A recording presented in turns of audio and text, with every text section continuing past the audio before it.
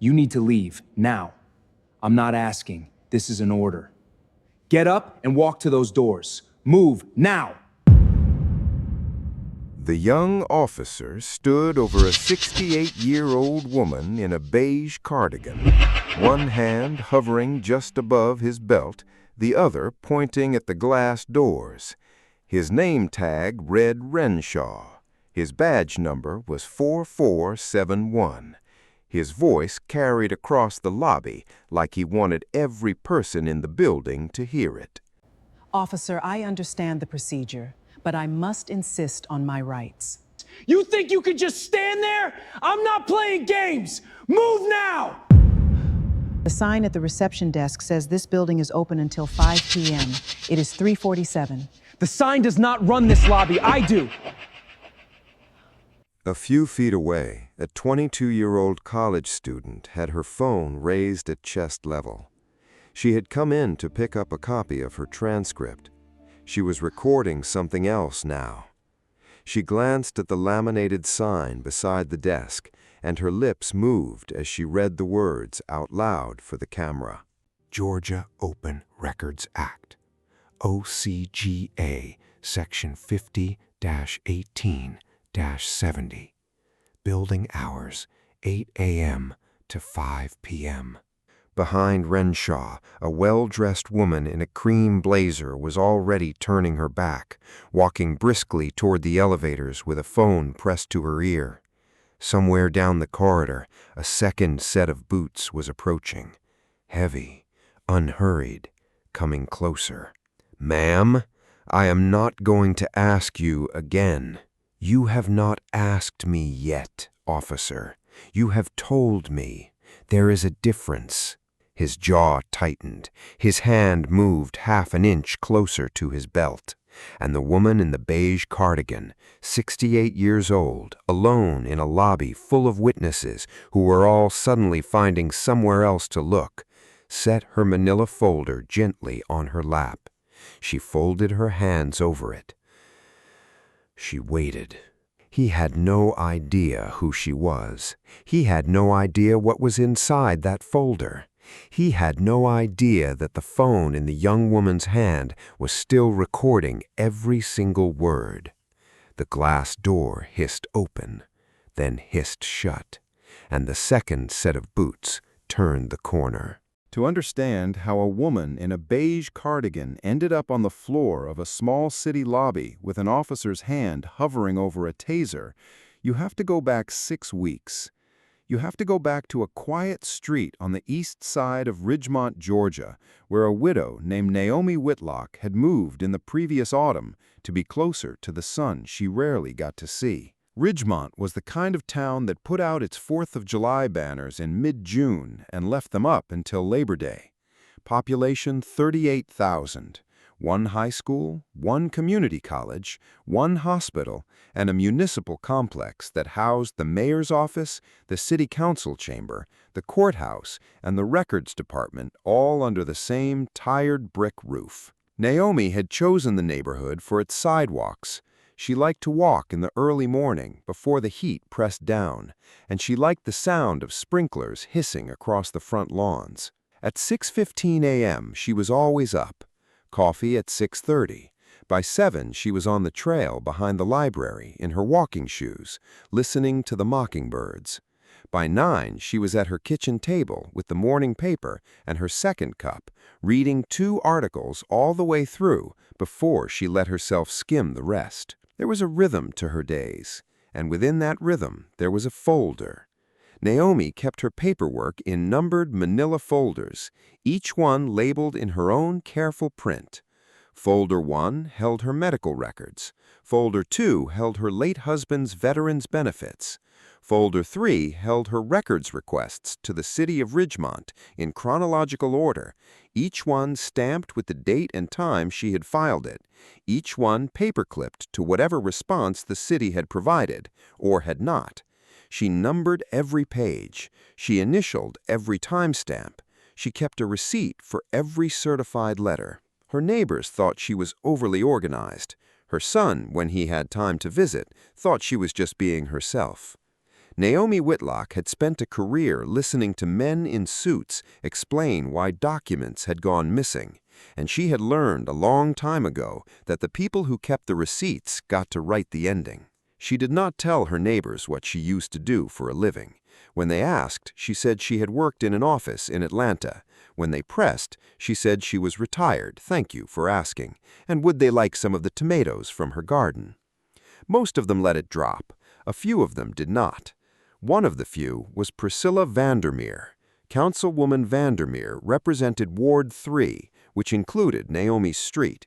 She had been on the council for 11 years, ran her family's real estate office out of a storefront on Main, and was well known for the phrase she used whenever she disapproved of someone without wanting to say it out loud. She would purse her lips, tilt her head, and say, "Well, bless her heart." Naomi had heard the phrase directed at her exactly 3 times in the 6 weeks since she had moved in. Once at the neighborhood association meeting when she asked why the streetlights on her block had been out for 2 months. Once at the farmers market when the councilwoman asked a direct question about the school bond referendum. And once in the municipal complex lobby when Naomi had come to file her 4th open records request in as many weeks. "Bless your heart," Vandermeer had said, that 3rd time, smiling in the way people smile when they are not smiling at all. "You certainly do like your paperwork, don't you, Ms. Whitlock?" Naomi had smiled back and said, "I do." She had filed the request anyway. She had numbered it. She had time-stamped it. She had put it in folder 3, page 14, and she had walked home along the sidewalk under the mid-morning sun, and she had not thought about it again for 2 days. The requests themselves were routine. She had asked for the city's use of force reports for the previous 3 years. She had asked for the personnel file summaries of the officers currently assigned to the downtown patrol. She had asked for the meeting minutes of the Public Safety Committee going back to the beginning of the fiscal year. Each request was legal. Each request was covered by the Georgia Open Records Act. Each request was well within the rights of any citizen of Ridgemont. Before we go any further, if this kind of story matters to you, the quiet ones who refuse to be small, do me one favor and tap the like button. It helps more people find her. That was the part Priscilla Vandermeer did not like. Naomi had not explained why she was asking. She was not required to. The records officer had signed and photocopied what he was legally obligated to photocopy, and he had redacted what he was legally permitted to redact, and he had handed her back a slim folder each time. And every time Naomi had thanked him by name and walked back out into the lobby, past the reception desk, past the laminated sign posted beside the reception desk, past the elevator bank where Priscilla Vandermeer had begun making a habit of standing on Wednesday afternoons with a coffee in her hand and an expression that suggested she was very interested in who was coming and going. Naomi had noticed. She had said nothing. She had also noticed the officer who had begun appearing in the lobby around the same time each week. He was in his early 30s, thick through the shoulders, with a jaw that suggested he chewed gum aggressively when he was not on duty. His name tag read Renshaw. He would nod at Vandermeer. He would not nod at Naomi. He would stand near the door with his thumbs hooked into his duty belt, and he would watch her walk through the lobby the way a man watches a stray dog he is thinking about calling animal control on. Naomi had noticed this, too. She had said nothing about it.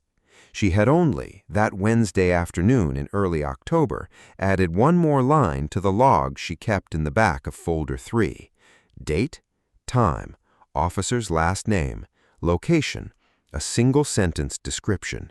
She had underlined nothing. She had highlighted nothing. She had simply put the log back in the folder, closed the folder, and gone home to water her tomatoes. The next morning, when she poured her second cup of coffee, her phone lit up with a text from her son.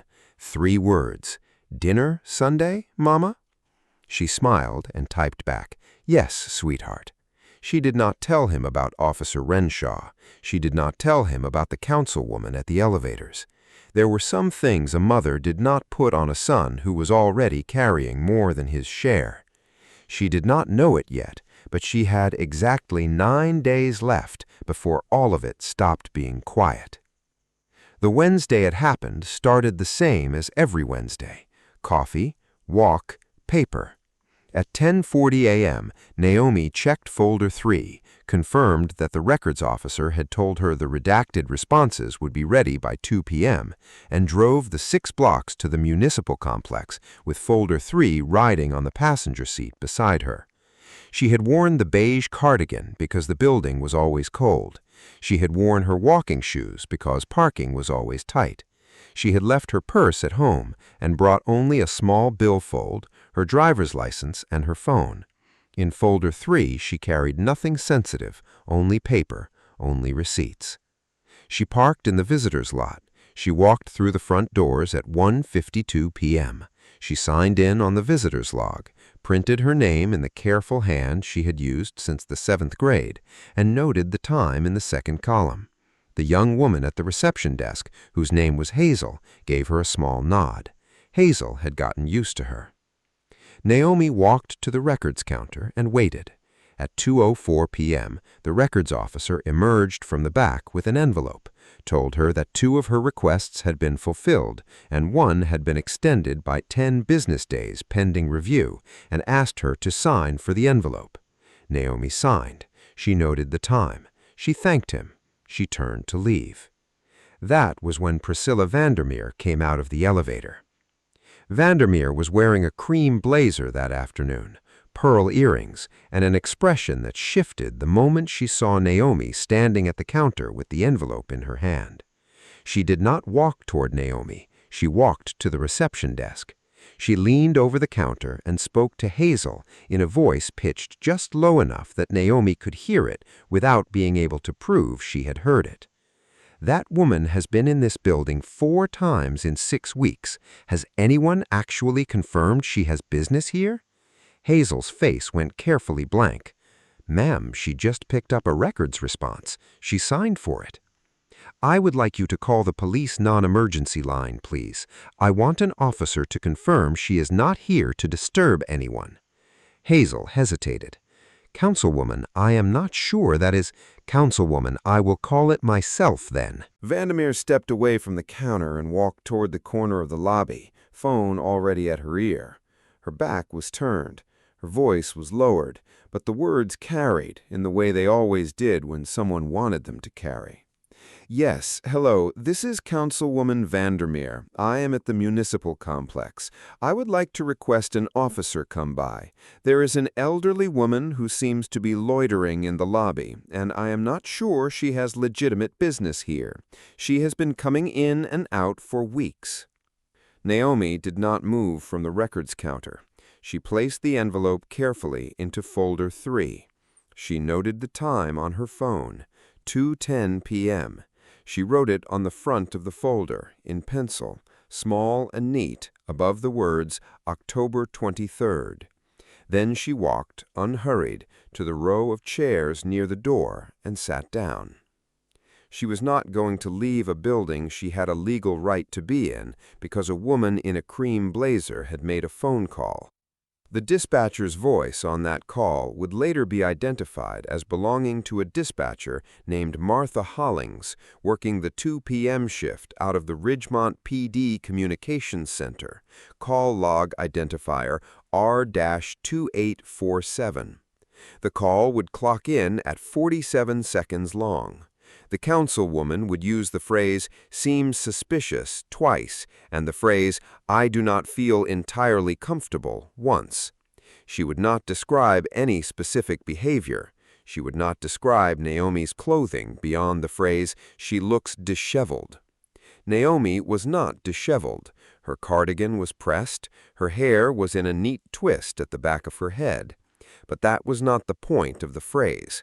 The point of the phrase was the phone call. Officer Bradley Renshaw was 3 blocks away when the call came in. He responded within 4 minutes. He walked through the front doors of the municipal complex at 2:14 p.m. He did not go to the reception desk. He did not go to the records counter. He walked directly across the lobby to the row of chairs where Naomi was sitting, and he stopped in front of her with his thumbs hooked into his duty belt, and he said, "Ma'am, I need to see some identification." Naomi looked up at him. She did not stand. Standing suddenly in front of an officer whose hand was near his belt was not something she was going to do. Instead, she said, in the same soft, steady voice she had used every Wednesday for 6 weeks, "May I ask what this is regarding, officer?" "We received a call about a suspicious individual in the lobby." "I see. Am I being detained?" Renshaw's jaw tightened. "I am asking you a question, ma'am." "I understand, and I am asking you one. Am I being detained, or am I free to leave?" The lobby had gone quiet. Hazel at the reception desk had stopped typing. 2 men in polo shirts near the elevator had lowered their voices. A young woman by the door, the community college student named Clover Bennett, who had come in 5 minutes earlier to pick up her transcript, was already quietly pressing record. Renshaw shifted his weight. "I am asking for your ID. That is a lawful order." An officer's request for identification is not a lawful order, absent reasonable, articulable suspicion of a specific crime. What crime am I suspected of? The phrase reasonable, articulable suspicion landed strangely in the lobby. Not because Naomi had raised her voice, she had not. Not because she had used it as a weapon, she had not done that either. She had said it the way a woman says the name of a street she had walked 1,000 times, automatic, familiar, wrong for a beige cardigan and walking shoes. Renshaw's face darkened by a shade. He did not answer. He turned his head slightly and spoke into the radio at his shoulder. "Dispatch, this is Unit 14. I am going to need a second unit at Municipal, non-emergency. Requesting Sergeant Doyle if he is available." Naomi noted the time on her phone, 2:17 p.m. She wrote it on the front of folder 3, above the earlier note. She did not underline it. She only closed the folder and placed it on her lap and waited. The second set of boots she had heard in the lobby earlier had been Renshaw's. This second set, the one coming now, 5 minutes later from the corridor that led back to the police liaison office, belonged to Sergeant Fletcher Doyle. He walked into the lobby with a clipboard in his hand and a smile on his face that did not reach his eyes. Sergeant Fletcher Doyle was in his late 40s, thin, gray at the temples, with the polished manner of a man who had been to enough continuing education seminars to know which words to use in front of a camera. He stopped beside Renshaw, glanced at Naomi, glanced at the folder on her lap, and clicked his pen. "Ma'am, I am Sergeant Doyle. My officer tells me you have refused to identify yourself." "That is not what I said, Sergeant. What I said was that I would like to know what crime I am suspected of." "You are being detained on reasonable suspicion of trespassing." Naomi's expression did not change. This is a public building during posted public hours. Trespass under O.C.G.A. Section 16-7-21 requires notice to depart and refusal. I have not been asked to leave by an authorized official, and I have a records envelope with my name on it from the officer at that counter. She lifted the envelope, briefly, so both officers could see it. Then she set it back down. Doyle's smile tightened. "The councilwoman has authority over the operation of this facility. The councilwoman is one member of a body that meets on the 2nd and 4th Tuesday of every month. She does not, individually, have the authority to close a public building or eject a citizen from it. Section 50-14-1 is very clear on that." Somewhere off to the side, Clover Bennett's grip on her phone tightened. She was not sure what half of the phrases the woman in the cardigan was using meant. She was very sure she needed to keep her phone steady. Doyle leaned toward Renshaw and murmured something. Renshaw nodded. Doyle straightened up and clicked his pen again. "Ma'am, we're not going to argue statutes with you in the lobby. If you would like to file a complaint, there is a form at the front desk. What we are going to do right now is escort you out of the building." "On what basis, Sergeant?" "Obstruction of an officer in the discharge of his duties. O.C.G.A. 16-10-24. He said it quickly, the way a man says something he has been rehearsing on the walk over. Naomi tilted her head about an inch. "Which specific element of the statute have I met, Sergeant? Have I resisted? Have I threatened? Have I misled?" Doyle did not answer. He clicked his pen a third time and turned to Renshaw.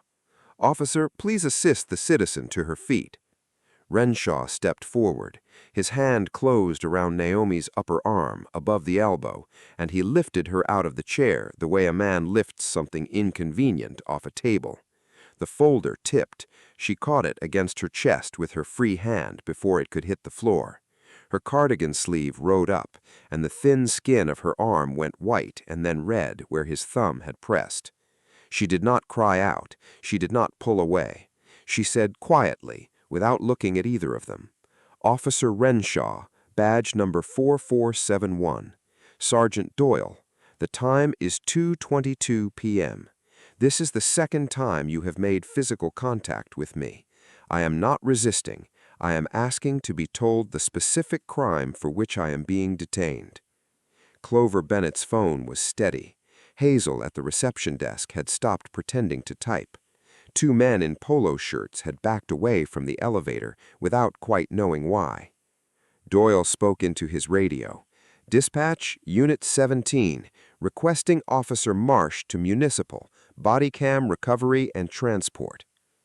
If you want to see where this ends, hit subscribe, because it does not end where you think it does. The name Marsh would come to matter later. Officer Edwin Marsh had been on the Ridgemont force for 9 years. He had a reputation for being helpful in exactly the way Doyle needed help. He had, on 3 separate prior occasions in the previous 18 months, filed use-of-force incident reports in which his body cam had experienced what he described in writing as a temporary technical malfunction. Each malfunction had lasted between 6 and 14 minutes. Each malfunction had begun approximately 30 seconds before a citizen alleged use of force. None had ever been referred for external review. Sergeant Doyle knew that. Officer Renshaw knew that. Naomi Whitlock did not know that yet. But she knew, standing in the lobby of the Ridgemont Municipal Complex at 2:22 p.m. on a Wednesday afternoon, that something was going to happen in the next 5 minutes that neither officer wanted a clean recording of. She turned her head, deliberately, so that the small woman with the phone by the door was directly in her line of sight. "Young lady," she said, still soft, "if you are recording, please continue recording, and please do not stop until I am safely outside this building. My name is Naomi Whitlock. The time is 2:22 p.m. The date is October 23rd. Clover Bennett's voice cracked when she answered. "Yes, ma'am, I have got you." Renshaw's grip tightened. "Ma'am, that is enough. That is not a lawful order either, officer." "It is if I say it is." Naomi turned her eyes finally to look directly at him. Not angry, not afraid, just looking, the way a woman looks at a man whose whole future she can see with more clarity than he can. "No, officer, it is not." That was the sentence that made Officer Bradley Renshaw decide he was going to move her. He moved her by tightening his hand on her arm and pulling her forward half a step, then another. Her walking shoes slid on the polished floor. She kept her balance. She did not stumble.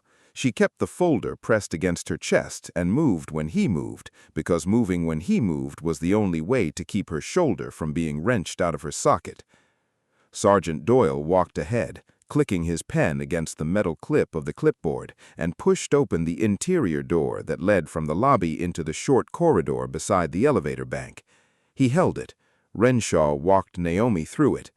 Clover Bennett hesitated at the threshold, her phone still up. "Ma'am, you cannot come back here," Doyle said. "That is a public corridor," Naomi said, still facing forward. "She can film from where she is standing." Doyle let the door swing shut. It closed on the sight of Clover's phone through the narrowing gap. The last thing that made it onto Clover's recording before the door sealed was the phrase, "Ma'am, hands behind your back," in Renshaw's voice. The audio on Clover's phone continued for another 11 seconds after the door closed. On the recording, muffled but audible, a woman's voice could be heard saying calmly, "Officer, I am asking you not to bend my arm behind my back. I have a rotator cuff injury. I will comply with any lawful order. Please tell me what you are arresting me for." There was a pause. Then a man's voice, clipped, tight, said, "Obstruction, failure to identify, trespass." The woman's voice again, quiet, steady. "None of those are supported by the facts on the record. I would like to speak with a supervisor." "I am the supervisor," Doyle's voice, farther from the door. "Then I would like to speak with a lieutenant, please."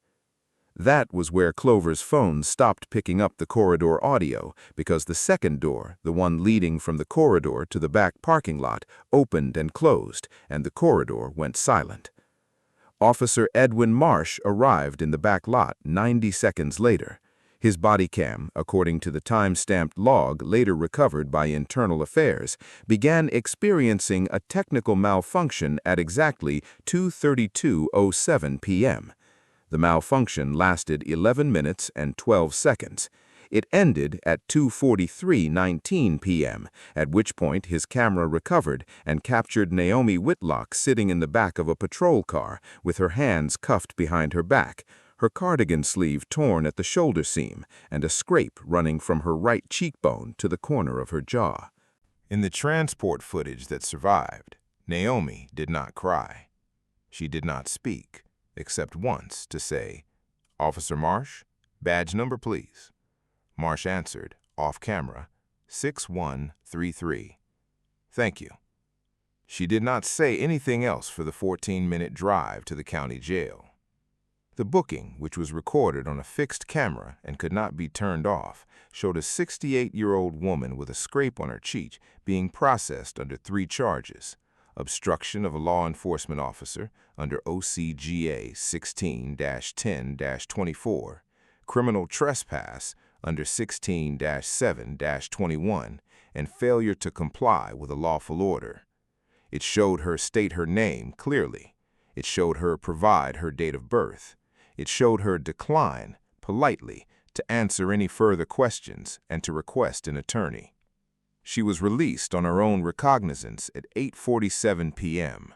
She refused a ride from the desk sergeant because she did not trust who might be driving. Instead, she waited in the lobby of the jail until a taxi arrived. She paid the driver in cash. She did not go home first. She asked the driver to take her to a 24-hour drugstore 3 blocks from her house. She bought a small notebook, a pack of ballpoint pens, and a disposable camera. She paid in cash. She took the taxi home. At 9:32 p.m., she sat down at her kitchen table with the notebook and the pens and folder 3, and she began to write. She wrote, first, a timeline. Every event from the moment she had walked through the front doors of the municipal complex at 1:52 p.m. to the moment the cell door had closed behind her at 5:19 p.m. She wrote the names of every officer she had spoken to. She wrote the badge numbers. She wrote the exact language of every phrase Sergeant Doyle had used to describe the crimes he claimed she had committed. She wrote the 11-second recording she had heard in her head, because Naomi Whitlock had spent a career listening to police recordings, and she knew what a body cam malfunction sounded like when it was rehearsed. At 11:15 p.m., she photographed the bruise on her arm and the scrape on her cheek with the disposable camera, sitting in front of her bathroom mirror in the same beige cardigan, torn at the shoulder now, that she had worn to the municipal complex that afternoon. At 11:42 p.m., she wrote a single line at the top of the first page of the new notebook. Notebook 1. Case, Ridgemont v. Whitlock. Date opened, October 23rd. She did not underline it. She closed the notebook. She turned off the kitchen light. She sat in the dark for a long time. If you are still with her, if you are feeling what she is feeling in that dark kitchen, share this story with someone who needs to see it. That is how it travels. Somewhere across town, in an office at the Ridgemont Police Department, a young officer was sitting at a terminal typing an incident report. He was typing carefully. He was choosing his words. He had, before he sat down, spent 45 minutes on the phone with Sergeant Doyle, and the two of them had agreed on what the report was going to say. It was going to say that Naomi Whitlock had refused to identify herself. It was going to say that she had shoved Officer Renshaw. It was going to say that she had resisted arrest. It was going to say that reasonable force had been used to secure her compliance. None of those things had happened, but that was going to be the report. Renshaw hit save. He walked out to his patrol car. He drove home. He did not think about it again. Sergeant Doyle, at that same moment, was standing at a filing cabinet on the 3rd floor of the Ridgemont Police Department, closing a folder marked Whitlock in Incident 24-1109. He locked the cabinet. He walked down the hallway. He passed the closed door of the chief's office without looking at it. Behind that door, 42-year-old Chief Josiah Whitlock was on the phone with his mother. "Mama, it is just me. Sunday still on?" His mother's voice on the other end was even, warm, familiar. "Sunday is on, sweetheart. I will make the roast. Everything okay?" There was a small pause. Then, "Everything is fine, baby. I will see you Sunday." She hung up. She sat in the dark of her kitchen for another 20 minutes, one hand resting on the closed notebook, the other on folder 3. She was not going to tell him. Not yet. Not until she had built what she was going to build. She was going to build it the way she had built cases for 28 years before she retired. She was going to build it on paper. The video Clover Bennett posted from the parking lot of the municipal complex at 2:49 p.m. did not go viral in the first hour. It did not go viral in the first 3 hours. It sat on her account with 14 views until she got home to her apartment above the pizza place on 5th Street and sat down at her kitchen table and watched it back all the way through. At 6:12 p.m., she cross-posted it to a local community page with a caption of 11 words. "This happened at Ridgemont City Hall today. Please share." By 9 p.m., it had 6,000 views. By midnight, it had 19,000. By 6 a.m. the next morning, it had 140,000, and the comments were coming in from 3 states over, and a woman named Iris Callahan, who wrote for the regional paper out of Macon and had covered civil rights suits for 11 years, had watched it 4 times. She was watching it a 5th time when her phone rang. The number was blocked. She answered anyway. The voice on the other end was a woman's voice, older, careful in the way of women who had spent decades choosing their words. "Miss Callahan, my name is Naomi Whitlock. I believe you have seen a video from yesterday afternoon." "I have." "I would like to speak with you. Not on the record, not yet. I need a reporter I can trust to sit on something for 3 weeks." There was a small pause. Iris Callahan had been doing her job long enough to know when a call was worth taking and when it was not. This one was worth taking. "I can do that," she said. "Where would you like to meet, Miss Whitlock?" "There is a diner on Route 9, about 6 miles outside town. It is called Willow's. I will be there at 11 a.m. today. I will be in the back booth. I will be wearing a beige cardigan torn at the right shoulder. I would like you to bring nothing but a notebook and a pen." "Understood." "And Miss Callahan, if anyone from the Ridgemont Police Department contacts you between now and then, please do not return the call until after we have spoken." The line went dead. Iris Callahan set the phone on her kitchen counter and stared at it for a long moment. Then she went and got her notebook. Naomi, at that hour, was already dressed. She had slept for 3.5 hours. She had gotten up at 5:30 a.m. and made coffee, and at 6 a.m. she had begun writing the letter. She wrote it in longhand first, on a legal pad, because she had learned a long time ago that the letters that mattered were the ones you wrote by hand before you typed them. She wrote 3 drafts. The final draft was 1.5 pages, single-spaced when she typed it, and it did 4 things. It stated, clearly and without embellishment, that Naomi Whitlock had been arrested on the afternoon of October 23rd at the Ridgemont Municipal Complex, and that she alleged unlawful detention, unlawful search, excessive force, and false arrest. It notified the recipient that any and all body cam footage, dispatch recordings, radio traffic, incident reports, personnel files, and internal communications relating to the incident were the subject of a formal preservation demand under Georgia and federal law, and that any destruction, deletion, alteration, or spoliation of such records could constitute an obstruction of justice under 18 U.S.C. Section 1519. It informed the recipient that Naomi Whitlock intended to pursue all available civil remedies under 42 U.S.C. Section 1983 and all available administrative remedies through the Georgia Peace Officer Standards and Training Council, and that a copy of the letter had been sent that same morning to the Georgia Attorney General's Office and to the United States Department of Justice, Civil Rights Division, Special Litigation Section. It was signed, at the bottom, in the same careful hand she had used since the 7th grade, Naomi R. Whitlock.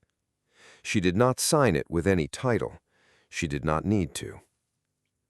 She printed 4 copies at the small printer on her desk. She placed each copy in an envelope. She addressed one to the Chief of Police, City of Ridgemont, one to the Mayor, one to the District Attorney's Office, one to the Georgia POST Council. She sealed all 4. She stamped all 4. She placed them in a stack on her kitchen counter, side by side, in the order they would be dropped at the certified mail counter at the post office on 8th Street when it opened at 9 a.m. The chief's envelope sat on top. Naomi looked at it for a long time. She thought about her son. She thought about the way he had said, "Mama, it is just me," Sunday still on the night before, and the way she had said, "Sunday is on, sweetheart," and how she had meant it, and how she had also, for the first time in the 42 years she had been his mother, kept something back from him. She closed her eyes. Then she picked up the 4 envelopes, put them in her handbag, put on her walking shoes, and went out into the morning light.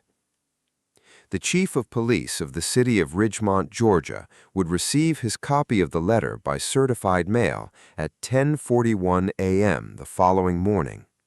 He would open it at his desk with his coffee still warm in his hand. He would read the first paragraph. He would read the second paragraph. He would read the name at the bottom. And then he would sit very, very still. He called her at 11:06 a.m. She picked up on the second ring. He could hear the kettle on her stove in the background, the small ceramic click of the lid. The conversation was 92 seconds long. He asked if she was hurt. She said she was not badly hurt. He asked if she had not told him the night before. She said, "Because you needed to run your department, sweetheart, not defend your mother." He asked if she was going forward with it. She said, "Yes." He asked if he wanted him to do anything. She said, "I want you to do exactly what you would do if the complainant were a stranger. That is the only thing you can do that will not hurt both of us later." He was quiet for a long time. Then he said, "Yes, ma'am." She said, "Sunday is still on." She hung up. The recusal memo was signed at 11:47 a.m. It was filed with the department, with the city clerk, and with the Georgia POST Council by end of business. It was 3 paragraphs long. It cited the general principle underlying 28 U.S.C. Section 455 as guidance, even though that statute technically governed federal judges, and adopted an equivalent standard for the chief's administrative role. It named the complainant as an immediate family member. It transferred all investigative authority to Deputy Chief Ainsworth and all disciplinary authority to the city's Livable Oversight Board, subject to POST Council review. By 3 p.m., the memo had been leaked to Iris Callahan. She did not run it. She had promised Naomi 3 weeks, and she was going to give her 3 weeks. Naomi Whitlock's kitchen table became, over the following 17 days, something that looked less like a kitchen table and more like the back room of a law office in the mid-1990s. Folder 3 grew into folders 3A through 3F. Notebook 1 was joined by notebooks 2 and 3. She kept a running index at the front of each notebook. She numbered every page. She initialed every timestamp. The bruise on her arm faded from purple to green to yellow. The scrape on her cheek scabbed over and then peeled away, and by the second week she could look at her reflection in the bathroom mirror without her hand going automatically to her jaw. Iris Callahan came to the diner on Route 9 3 more times. Each time she brought only a notebook and a pen. Each time she left with more than she had come in with and less than she wanted. Naomi was giving her the story in the order the story needed to be given. On the 9th day after the arrest, the district attorney's office issued a 2-line statement announcing that all 3 charges against Naomi R. Whitlock had been dismissed in the interest of justice, pending further review of the underlying incident by Internal Affairs. The statement did not use the word apology. It did not use the word wrongful. It used the phrase, "in the interest of justice," which was the phrase prosecutors used when they did not want to say anything else. Naomi read the statement in the morning paper. She circled the phrase, "in the interest of justice," with her pencil. She wrote in the margin, in her careful hand, "insufficient. Continue." On the 12th day, Deputy Chief Ainsworth's office issued formal notice that Officer Bradley Renshaw, Sergeant Fletcher Doyle, and Officer Edwin Marsh had been placed on paid administrative leave pending the outcome of an internal affairs investigation. The notice used the phrase paid administrative leave twice. It did not use the word suspension. Naomi circled that too. On the 15th day, the 11-minute gap in Officer Marsh's body cam footage was formally logged by IA. The metadata report noted the beginning of the gap at 14:32:07, the end of the gap at 14:43:19, and a preliminary conclusion of manual power interruption inconsistent with normal device operation. Marsh was, that same afternoon, referred by IA to the District Attorney's Office for review under 18 U.S.C. Section 1519, tampering with a record, and its state analog under Georgia law. Referred was not the same as charged. Naomi understood the difference. She wrote it in her margin anyway. She circled the phrase, "power interruption inconsistent," and drew a small arrow next to it. On the 17th day, Iris Callahan called Naomi and said, "The paper wants to run. I can hold them 1 more day. Are you ready?" Naomi said, "Run it tomorrow morning." The story ran on a Thursday. It ran on the front page below the fold, with the headline, "Woman Arrested at City Hall Was Retired Federal Prosecutor," and a subhead that read, "Chief of Police Recuses, DOJ Notified." The article named Renshaw, Doyle, Marsh, and Councilwoman Vandermeer. It quoted Clover Bennett. It quoted from the preservation letter. It did not quote Naomi. Naomi had asked, and Iris had honored the request. By noon that same day, the mayor's office had issued a statement expressing serious concern. By 3 p.m., Councilwoman Vandermeer had issued a statement through her attorney indicating that she looked forward to cooperating fully with any and all inquiries. By 6 p.m., the Office of the United States Attorney for the Northern District of Georgia had confirmed in a 2-sentence email to Iris Callahan that the Civil Rights Division of the Department of Justice was reviewing the matter for possible opening of a preliminary inquiry under 34 U.S.C. Section 12601. Naomi read all 3 statements at her kitchen table. She circled a phrase in each. She continued. The Internal Affairs disciplinary hearing was held on a Tuesday, 6 weeks after the incident, in the third-floor conference room of the municipal complex, 3 floors above the lobby where Naomi had been arrested. The room was small and windowless and smelled faintly of the coffee that had been brewing in the carafe on the side table since 7 a.m. The hearing was administrative, not criminal.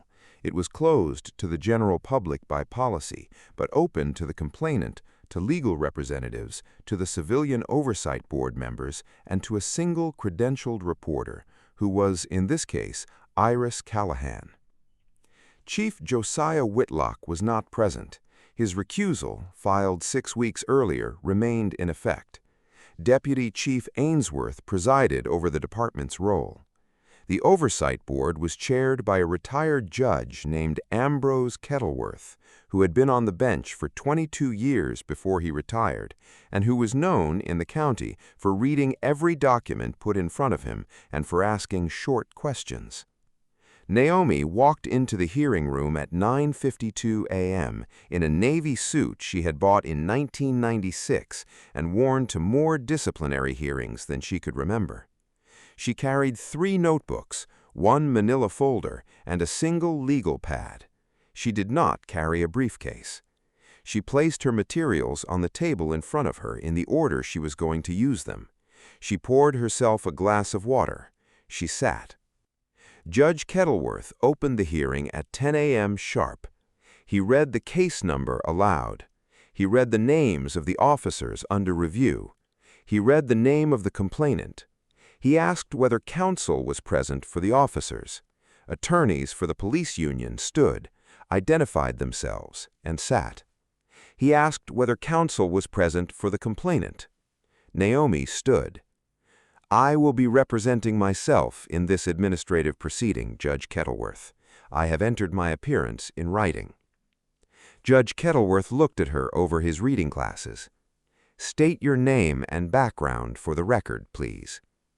Naomi Ruth Whitlock, retired Assistant United States Attorney, Civil Rights Division, Northern District of Georgia, 28 years of service, retired in 2022. The union attorneys did not look at her. They had already known. Their expressions were the expressions of men who had spent the previous 3 weeks calculating how much this was going to cost their clients. Judge Kettleworth said, "Proceed." Naomi did not give a speech. She had never given a speech in a hearing room in 28 years. She proceeded the way she had always proceeded. She authenticated her documents, one at a time. She read from Clover Bennett's phone recording, time-stamped, chain of custody established by the county's digital forensics unit, admitted without objection. She read the transcript aloud. She let the phrase, "she looks disheveled," sit in the room for 2 full seconds before she moved on. She read from the incident report filed by Officer Renshaw, dated October 23, time-stamped 1742, in which he stated that the complainant had shoved him with an open palm to the chest. She then read from Clover Bennett's video, time-stamped 1422, in which the complainant's hands were visible on a manila folder pressed to her own chest for the entirety of the encounter. The union attorneys made no objection. She read from the bodycam metadata log, Officer Edwin Marsh, Unit 14, in which the device experienced a power interruption at 14:32:07 and resumed at 14:43:19. She read the manufacturer's technical bulletin, dated 2021, which stated that the model in question had no known factory defect capable of producing an 11-minute unprompted power interruption. One of the union attorneys stood. "Objection! Hearsay! The manufacturer's bulletin is being offered for the truth of the matter asserted." Judge Kettleworth said, "Overruled. The bulletin is a business record and admissible under the administrative rules of this hearing. Continue, Miss Whitlock." Naomi continued. She read from the email chain, subject line, "Lobby Incident, Talking Points," dated October 23, 18:04 p.m., from Priscilla Vandermeer to Mayor Gaston Hollister. She read the sender. She read the recipient. She read the subject. She read the 2 sentences of the email that had been redacted by City Council. The 3rd sentence had been redacted. She noted the redaction on the record. "I would like the record to reflect," she said, "that the 3rd sentence of this email remains withheld under the deliberative process privilege, and that the complainant reserves the right to challenge that assertion in a subsequent proceeding." Judge Kettleworth nodded once. So reflected. She read from her own preservation letter. She read the citation to 42 U.S.C. Section 1983. She read the citation to 18 U.S.C. Section 1519. She read the citation to 34 U.S.C. Section 12601. She read the date of certified mailing. She read the return receipts. Then she sat down. The union attorneys cross-examined for 2 hours. They were competent. They were not, in the end, able to shift the record. Sergeant Doyle, on the stand, was asked whether he could specify which element of O.C.G.A. Section 16-1024 the complainant had met at the moment he directed Officer Renshaw to place her under arrest. He was asked to point to the specific act of obstruction. He said, after a long pause, that he had relied on the totality of the circumstances. Naomi asked, from her seat, one question in cross. "Sergeant Doyle, does the totality of the circumstances include the fact that the complainant was holding a records envelope with her name on it that had been handed to her by a city employee 2 minutes earlier?" He said, "I was not aware of the envelope at the time." She said, "Thank you, Sergeant. No further questions." Officer Renshaw was called. He was asked about the shove described in his incident report. He said, under oath, that he stood by his report. He was shown the video. He was shown the timestamp on the video corresponding to the moment described in his report. He was asked whether the complainant's hands were on the folder or on his chest. He said, "On the folder." He was asked whether he wished to amend his report. He said, "I would like to consult with counsel." The hearing was recessed for 30 minutes. When it resumed, Officer Renshaw's attorney stated on the record that the officer would be exercising his right against self-incrimination as to further questions regarding the specific factual contents of his report.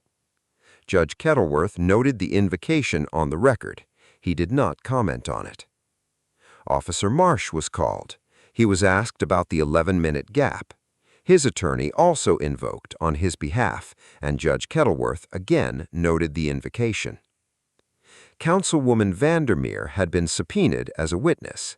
She had that morning sent a letter through her attorney indicating that she was unable to attend due to a previously scheduled medical appointment. Judge Kettleworth noted the absence and stated on the record that the Oversight Board reserved the right to compel her attendance at a subsequent session. At 3:52 p.m., the hearing was adjourned. Judge Kettleworth stated that the board would deliberate and that findings would be issued within 30 days. Naomi packed her 3 notebooks, her manila folder, and her legal pad in the order she had used them. She stood. She walked out of the conference room. She rode the elevator down to the lobby. She walked out through the front doors of the Ridgemont Municipal Complex at 4:17 p.m. on a Tuesday afternoon. She did not look back at the row of chairs by the door. She drove home. She made a pot of tea. She sat at her kitchen table. She wrote at the top of a fresh page in Notebook 3 the words, "Hearing complete. Awaiting findings. Continue." She did not underline it. The findings were issued 28 days later. Officer Bradley Renshaw was moved from paid administrative leave to unpaid leave, pending referral to the Georgia Post Council for a decertification review. The findings sustained allegations of unlawful detention and excessive force. They did not sustain a finding of criminal conduct, which was a separate track and outside the board's authority. Sergeant Fletcher Doyle was moved to unpaid leave pending internal review of his incident report and the false obstruction referral. The board found probable cause to sustain a finding of untruthfulness in an official report and referred the matter to the district attorney's office for review under Georgia's false statements statute. Officer Edwin Marsh remained on paid leave pending the outcome of the district attorney's evaluation of the 1519 referral. The board declined to make an independent finding on the body cam gap, deferring to the criminal track.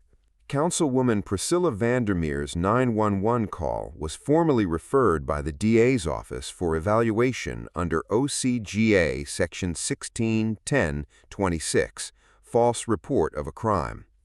The City Council opened an ethics review, which was scheduled to hold its first session 8 weeks out.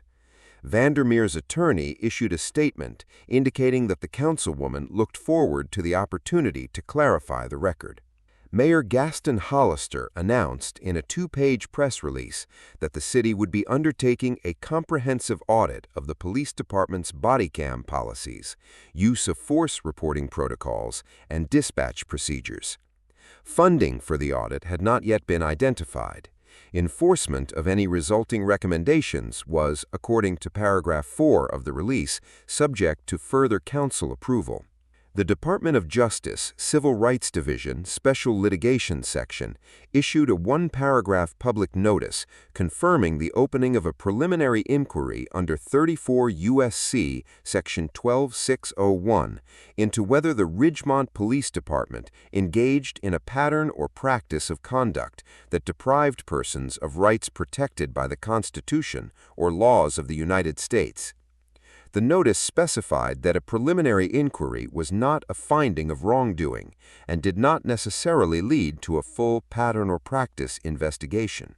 The 11-minute gap in Officer Marsh's body cam footage remained unexplained. Councilwoman Vandermeer's aide, whose name appeared in the visitor's log on the municipal complex on October 23 at 1:48 p.m., was not on the witness list for the ethics review and had not, at the time of publication, been interviewed by any investigating body. Iris Callahan wrote all of it, over the course of 6 additional articles, spread across 4 months. Naomi read every article. She circled the phrases that mattered. She filed them. Chief Josiah Whitlock did not comment publicly on any of it. He continued to run his department under the recusal. He signed his name to the audit request and forwarded it to the mayor's office within 24 hours of receiving it. He did not attend any hearing.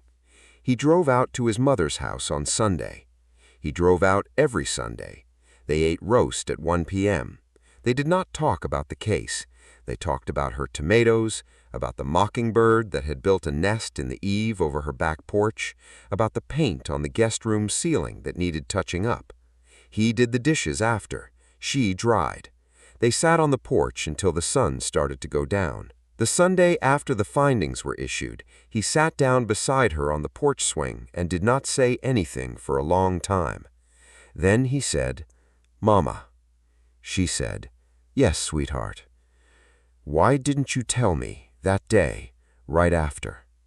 She looked at him for a moment. She reached over and took his hand.